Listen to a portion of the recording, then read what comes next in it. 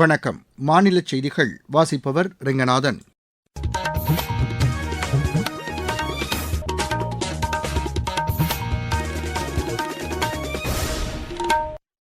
தலைப்புச் செய்திகள்.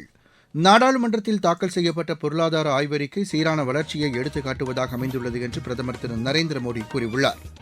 நாட்டின் விண்வெளி பொருளாதாரம் $8.4 பில்லியன் அளவிற்கு வளர்ச்சியடைந்துள்ளதாக மத்திய விண்வெளித்துறை இணையமைச்சர் டாக்டர் ஜிதேந்திர சிங் கூறியுள்ளார். தமிழக அரசு சார்பில் 2016 ஆண்டு முதல் 2022 ஆண்டு வரையிலான சிறந்த திரைப்படங்களுக்கான விருதுகள் அறிவிக்கப்பட்டுள்ளன. தமிழகத்தில் பெண்களுக்கு எதிரான குற்றங்களை தடுக்க மாநில அரசு விரைந்து நடவடிக்கைகளை எடுக்க வேண்டும் என்று அஇஅதிமுக பொதுச் செயலாளர் திரு எடப்பாடி பழனிசாமி வலியுறுத்தியுள்ளார். டிராக் ஆசிய கோப்பை சைக்கிளிங் போட்டி சென்னையில் தொடங்கியது. இனி விரிவான செய்திகள். நாடாளுமன்றத்தில் தாக்கல் செய்யப்பட்ட பொருளாதார ஆய்வறிக்கை சீரான வளர்ச்சியை எடுத்துக் காட்டுவதாக அமைந்துள்ளது என்று பிரதமர் திரு நரேந்திர மோடி கூறியுள்ளார். இது தொடர்பாக சமூக வலைதளத்தில் அவர் வெளியிட்டுள்ள பதிவில், தொடர் சீர்திருத்தங்களின் விளைவாக இந்த வளர்ச்சி ஏற்பட்டுள்ளது என்று குறிப்பிட்டுள்ளார். உலகளாவிய சவால்களுக்கு இடையிலும் இந்தியா நிலைத்தன்மையுடன் முன்னேறி வருவதாக அவர் கூறியுள்ளார். நாட்டில் மேற்கொள்ளப்பட்டுள்ள பொருளாதார சீர்திருத்தங்கள் மக்கள் மத்தியில் நம்பிக்கையை அதிகரித்துள்ளதாகவும் முதலீட்டாளர்களுக்கு ஊக்கமளித்துள்ளதாகவும் அவர் தெரிவித்துள்ளார். தொழில்துறை வளர்ச்சி, திறன் மேம்பாடு, தொழில்நுட்ப முன்னேற்றம் ஆகியவற்றில் அரசு உறுதியுடன் தொடர்ந்து செயல்படும் என்று திரு நரேந்திர மோடி கூறியுள்ளார். மதுரை விமான நிலையத்தை மேம்படுத்த மத்திய அரசு பல்வேறு நடவடிக்கைகளை மேற்கொண்டுள்ளதாக சிவில் விமான போக்குவரத்துத்துறை அமைச்சர் திரு ராம்மோகன் நாயுடு கூறியுள்ளார்.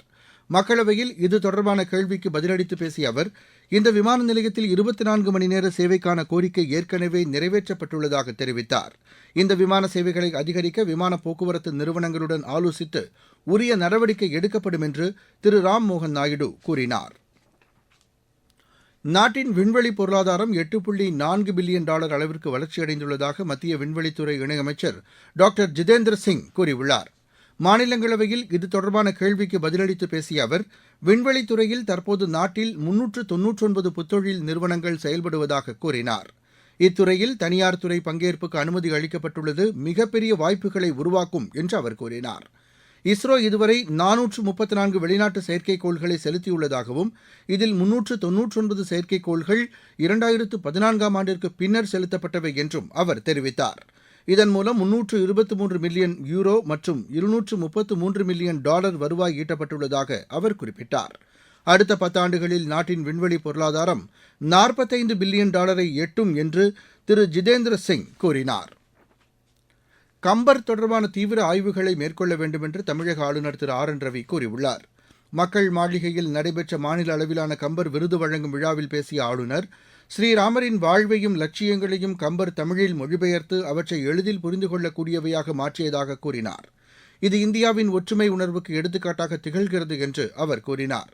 சில அரசியல் சக்திகளால் கம்பரின் மரபு திட்டமிடப்பட்டு புறக்கணிக்கப்பட்டதாகவும் அதை மீட்டெடுக்க வேண்டும் என்றும் திரு ஆர் என் ரவி தெரிவித்தார். முன்னதாக மக்கள் மாளிகையில் கம்பரின் திருவுருவ சிலையை ஆளுநர் திறந்து வைத்தார். தமிழக அரசு சார்பில் 2016 ஆண்டு முதல் 2022 ஆண்டு வரையிலான திரைப்பட விருதுகள் அறிவிக்கப்பட்டுள்ளன. சிறந்த திரைப்படம், சிறந்த நடிகர், சிறந்த நடிகை, சிறந்த வில்லன் நடிகர், சிறந்த ஒளிப்பதிவாளர், சிறந்த இயக்குநர் உள்ளிட்ட பல்வேறு பிரிவுகளில் 7 ஆண்டுகளுக்கான விருதுகளை மாநில அரசு அறிவித்துள்ளது.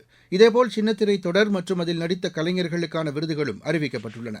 இந்த விருதுகள் பிப்ரவரி 13ஆம் தேதி சென்னையில் நடைபெறும் நிகழ்ச்சியில் வழங்கப்படும் என்று மாநில அரசின் செய்திக்குறிப்பில் தெரிவிக்கப்பட்டுள்ளது. தமிழகத்தில் பெண்களுக்கு எதிரான குற்றங்களை தடுக்க மாநில அரசு விரைந்த நடவடிக்கைகளை எடுக்க வேண்டும் என்று அஇஅதிமுக பொதுச் செயலாளர் திரு எடப்பாடி பழனிசாமி வலியுறுத்தியுள்ளார். சென்னை நந்தனம் அரசு கலைக்கல்லூரி வளாகத்திலேயே பெண் ஒருவர் பாலியல் வன்கொடுமை செய்யப்பட்ட சம்பவம் அதிர்ச்சி அளிப்பதாக சமூக வலைதளத்தில் அவர் தெரிவித்துள்ளார். தமிழ்நாட்டில் நாள்தோறும் பாலியல் குற்றங்களின் எண்ணிக்கை அதிகரித்து வருவதாகவும் இதனை தடுக்க மாநில அரசு நடவடிக்கைகளை எடுக்கவில்லை என்றும் அவர் கூறியுள்ளார். சென்னையில் பீகாரைச் சேர்ந்த இளம்பெண் வன்கொடுமைக்கு ஆளாக்கப்பட்டு கொல்லப்பட்ட சம்பவத்தை தொடர்ந்து இச்சம்பவமும் நடைபெற்றுள்ளதாக அவர் தெரிவித்துள்ளார். திமுக ஆட்சியில் தமிழகம் பெண்களுக்கு பாதுகாப்பில்லாத மாநிலமாக மாறியுள்ளதாக திரு எடப்பாடி பழனிசாமி குற்றம் சாட்டியுள்ளார். நீங்கள் கேட்டுக்கொண்டிருப்பது மாநில செய்தி அறிக்கை. ஊரக வளர்ச்சிக்கான புதிய அத்தியாயம். வளர்ச்சியடைந்த இந்தியாவிற்கான ஊரக வேலைவாய்ப்பு உறுதி மற்றும் வாழ்வாதார சட்டம். இந்த சட்டம் வருடத்திற்கு 125 நாட்கள் வேலையை உறுதி செய்கிறது. இதில் வாரந்தோறும் ஊதியம் வழங்கப்படுவது கட்டாயமாக்கப்பட்டுள்ளது. பணி முடிந்த 15 நாட்களுக்குள் ஊதியம் வழங்குவதை உறுதி செய்வதற்கான அம்சங்களும் இதில் இடம்பெற்றுள்ளன. ஊதியம் காலதாமதமாக வழங்கப்பட்டால் அதற்கான இழப்பீட்டுத் தொகைக்கும் இதில் வகை செய்யப்பட்டுள்ளது. வளர்ச்சியடைந்த இந்தியாவிற்கான பயணத்தில் மோடி அரசு தொடரும் சீர்திருத்த நடவடிக்கைகள். ஐரோப்பிய யூனியனுடனான தடையற்ற வர்த்தக ஒப்பந்தம் திருப்பூர், கோவை பகுதிகளில் பின்னலாடை தொழில்துறைக்கு பெரிதும் பயனளிக்கும் என்று பிஜேபி மகளிரணி தலைவர் திருமதி வானதி சீனிவாசன் கூறியுள்ளார். கோவை மாவட்டம் காரமடையில் செய்தியாளர்களிடம் பேசிய அவர், இந்த தொழில்துறையினரின் கோரிக்கைகளை நிறைவேற்ற மத்திய அரசு உரிய நடவடிக்கைகள் எடுத்துள்ளது என்றார். தமிழகத்தில் பெண்களுக்கு எதிரான குற்றங்கள் தொடர்ந்து அதிகரித்து வருவதாக அவர் கூறினார். ஆனால் பெண்களுக்கு பாதுகாப்பான மாநிலம் தமிழ்நாடு என வெற்று விளம்பரங்களை மாநில அரசு மேற்கொள்வதாக திருமதி வானதி சீனிவாசன் குற்றம் சாட்டினார். விருதுநகர் மாவட்டத்தில் நேற்றிரவு லேசான நில அதிர்வு உணரப்பட்டது. மாவட்டத்தின் பல்வேறு பகுதிகளைச் சேர்ந்த மக்கள் இந்த அதிர்வை உணர்ந்ததாக எமது செய்தியாளர் தெரிவிக்கிறார். விருதுநகர் மாவட்டம் சிவகாசி, சிறுவில்லிபுத்தூர் சுற்றுவட்டார பகுதிகளில் நேற்று இரவு 9 மணி அளவில் ரிக்டர் அளவுகோலில் 3.0 அளவிலான லேசான நிலநடுக்கம் உணரப்பட்டது. இதை தேசிய நிலநடுக்க ஆய்வு மையமும் உறுதி செய்தது. சிவகாசியில் இருந்து மேற்கே 9.7 கிலோமீட்டர் தொலைவில் 10 கிலோமீட்டர் ஆழத்தில் இந்த நிலநடுக்கம் ஏற்பட்டதாக இந்த ஆய்வு மையம் தெரிவித்துள்ளது.